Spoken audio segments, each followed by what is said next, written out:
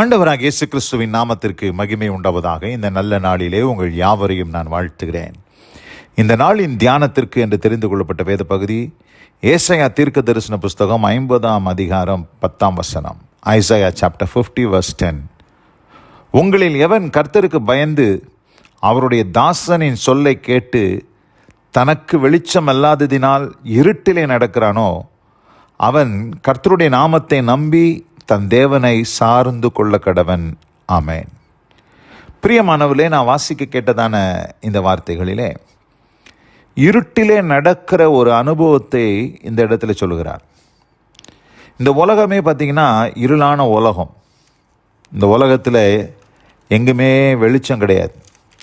ஒருவேளை நம்ம யோசிக்கிறது போல் வெளிச்சம்னு சொன்னால் இன்றைக்கி ரோட்லலாம் ஃப்ளட் லைட்ஸ் போட்டிருக்கிறாங்க, ஹாலஜன் பல்ப்ஸ் போட்டிருக்காங்க, எல்இடி பல்ப்ஸ் போட்டிருக்கிறாங்க, பவர்ஃபுல் லைட்ஸ் எல்லாம் போட்டிருக்கிறாங்க. அந்த வெளிச்சம் கிடையாது. அந்த வெளிச்சத்தை குறித்து ஆண்டவர் இங்கே சொல்லலை. இங்கே சொல்லப்பட்டிருக்கிற வெளிச்சம் எதுன்னு சொன்னால் இந்த பூமி காரிருளால் நிறைந்திருக்கிறது. ஏசாயா 60ஆம் அதிகாரம் 2ஆம் வசனத்தில் வாசிக்கிறேன், இதோ இருள் பூமியையும் காரிருள் ஜனங்களையும் மூடும். அப்போ இருள் பூமியை மூடிக்கொண்டு இருக்கிறது, பாவ இருள். இந்த உலகமே இருண்டு போய் கிடக்குது. அந்த இருட்டுக்குள்ளே தான் மனுஷன் நடக்கிறான். அப்படி நடக்கிற ஒரு மனிதன் இருட்டுக்குள்ளே தடவி தடவி நடந்து போய்கிட்டு இருக்கிறான். அவனுக்கு கைலாகு கொடுப்பதற்கு ஆட்கள் இல்லை, அவனை வழிநடத்துவதற்கு ஆட்கள் இல்லை. அவனை வழிநடத்துகிறவனும் குருடராக தான் இருக்கிறாங்க. அதனால் அவன் செய்ய வேண்டிய ஒரு காரியம் என்ன? அவன் கர்த்தருக்கு பயப்பட வேண்டும். 10ஆம் வசனத்தில் வாசித்தோம், கர்த்தருக்கு பயந்து. 2வது பார்க்குறோம், தாசனின் சொல்லை கேட்டு கர்த்தராகிய இயேசு கிறிஸ்துவினுடைய வார்த்தையை கேட்க வேண்டும்.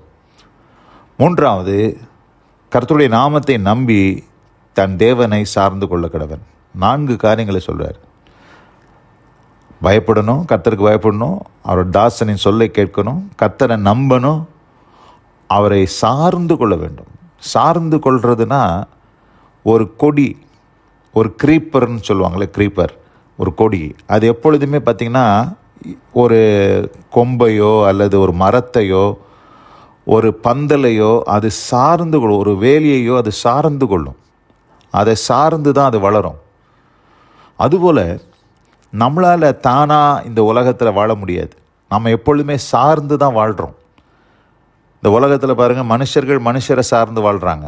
ஆனால் நம்ம மனுஷரை சார்ந்து வாழ்கிறோமோ இல்லையோ, கர்த்தரை சார்ந்து வாழ வேண்டும். அதுதான் ஒரு உண்மையான வாழ்க்கை, அதுதான் ஒரு செம்மையான வாழ்க்கை. அப்படி வாழ்கிறவன் இருட்டுக்குள்ளே நடந்தாலும் அந்த இருட்டு அவனுக்கு வெளிச்சமாக மாறிடும். இருட்டு அவனுக்கு வெளிச்சமாக மாறிடும். ஏனென்றால் கர்த்தரை நம்பி இருக்கிறான். சங்கீதம் 27 வாசிக்கிறோம், 1ஆம் வசனத்தில், கர்த்தரின் வெளிச்சமும் என் ரட்சிப்புமானவர், யாருக்கு பயப்படுவேன்? அப்போ கர்த்தர் பாருங்க, என் வெளிச்சமும் என் ரட்சிப்புமானவர் என்று சங்கீதக்காரன் சொல்கிறார். அப்போ கர்த்தர் அவருக்கு பயந்து அவருடைய வார்த்தையை கேட்டு அவரை நம்பி அவரை சார்ந்து கொள்ளும் போது அவர் நமக்கு வெளிச்சமாக இருக்கிறார், வழிகாட்டியாக இருக்கிறார். அந்த இருளான பாதைகளிலே அவர் நமக்கு முன் செல்லுகிறவராக இருக்கிறார். அந்த ஒளியிலே நாம் நடக்கிறவர்களாக இருக்கிறோம். யோவான் சுவிசேஷம் 1ஆம் அதிகாரத்தில் நான் வாசிக்கும் போது, உலகத்தில் வந்து எந்த மனுஷனையும் பிரகாசிப்பிக்கிற மெய்யான ஒளி இயேசு கிறிஸ்து தான் என்று சொல்லி அங்கே சொல்லுகிறத நாம் பார்க்கிறோம். அப்போ உலகத்தில் வந்து பிரகாசிப்பிக்கிற எந்த மனுஷனையும் பிரகாசிப்பிக்கிற மெய்யான ஒளி, அந்த ஒளி நம்மோடு கூட இருக்கும் பொழுது, நம்மை வழி நடத்தும் போது, நாம் எவ்வளவு இருட்டுக்குள்ளே நடந்தாலும் அந்த இருளெல்லாம் வெளிச்சமாய் மாறிவிடும் என்பதிலே எந்த சந்தேகமில்லை.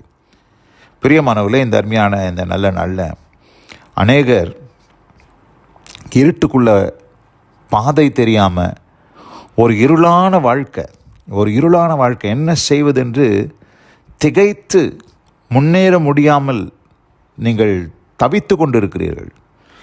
என்ன செய்வதென்றே தெரியல. இப்படிப்பட்ட சூழ்நிலையில் நீங்கள் செய்ய வேண்டியது, எந்த மனுஷனையும் நம்பாதீங்க. எந்த விதமான இந்த உலகத்தில் இருக்கக்கூடிய ஒத்தாசை உதவிகளை நம்பாதீங்க. கர்த்தரை மாத்திரம் நீங்கள் சார்ந்து கொள்ள வேண்டும். கர்த்தருக்கு பயந்து நடங்க. அவருடைய தாசனின் சொல்லை கேளுங்க, கர்த்தரை நம்புங்க, கர்த்தரை சார்ந்து கொள்ளுங்க. நிச்சயமாக உங்களுடைய இருளான வாழ்க்கை பிரகாசமாய் மாறும் என்பதில் எந்த சந்தேகமில்லை. ஆனால் ஒரு சிலர் என்ன செய்கிறாங்களாம், 11ஆம் வசனம், ஏசாயா 50:11 வாசிக்கிறேன்.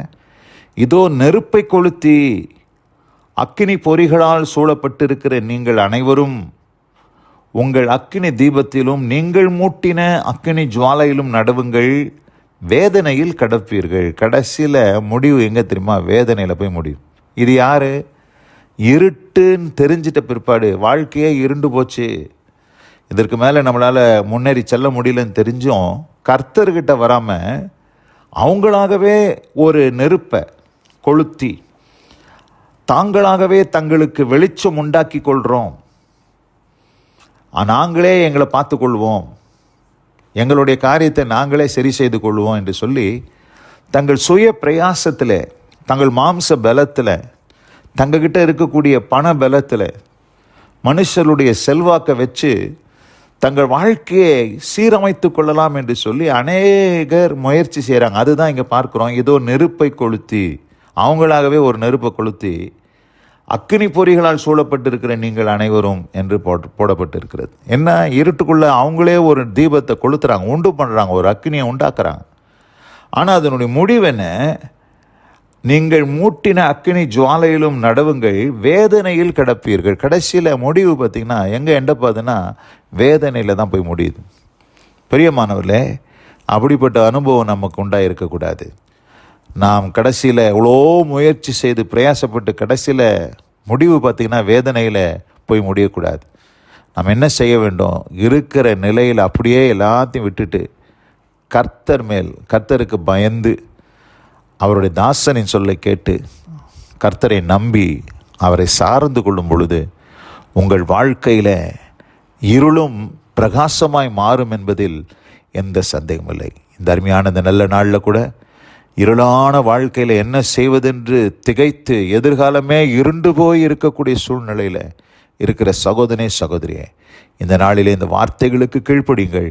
உங்கள் வாழ்க்கை ஒளிமயமாய் மாறும் என்பதில் எந்த சந்தேகமில்லை. கர்த்தர் உங்கள் ஒவ்வொருவரையும் ஆசீர்வதித்து காப்பாராக. God bless you all. Amen, அமேன்.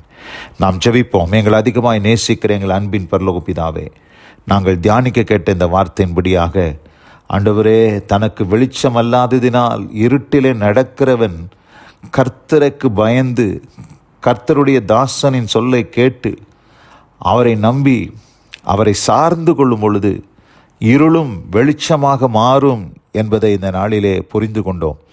ஆண்டவரே, எங்கள் ஒவ்வொருவருக்கும் அப்படிப்பட்ட அனுபவத்தை தந்தருள்வீராக. வசனம் கேட்ட பிள்ளைகள் இருட்டுக்குள்ளே அவர்கள் வாழ்ந்து கொண்டிருக்கிற நாட்கள் போதும். ஆண்டவரே, இருளடைந்த அவருடைய வாழ்க்கையை ஒளிமயமாய் நீர் மாற்றும்படி நாங்கள் மன்றாடி ஜெபிக்கிறோம். ஆசீர்வதித்து காப்பீராக. இயேசு கிறிஸ்துவின் வல்ல நாமத்தில் பிதாவே. ஆமென், ஆமென்.